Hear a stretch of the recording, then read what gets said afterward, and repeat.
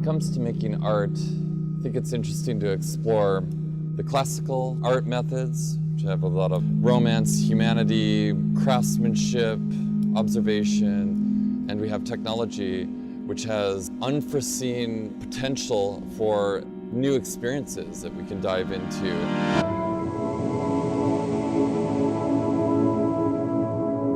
Take, for example, Polyphemus behind us here, the Cyclops overlooking the two lovers.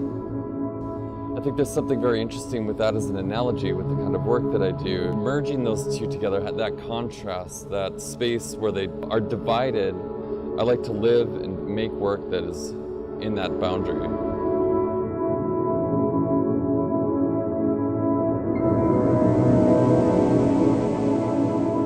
When I started off making clothes, I really focused on craftsmanship and doing everything by hand, but at a certain point it felt limiting as well.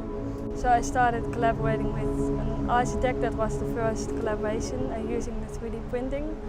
And I think that's where something quite big changed for me, that I suddenly realized that technology can really open up a door, and I suddenly started seeing possibilities instead of the limitations. If you start just with technology, it often can feel very cold and lacks a little bit of the humanity side. The classical methods or the craft methods add that heartbeat. With craft, you really can show the person that made it.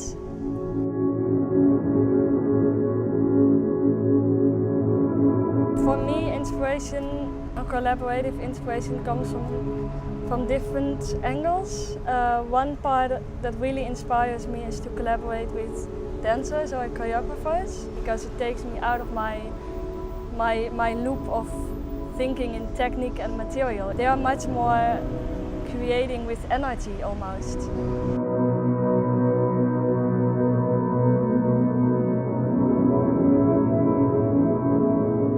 It's a vast landscape for these ideas. We're creating new things in the world, new experiences, new ways for people to wear wearable art.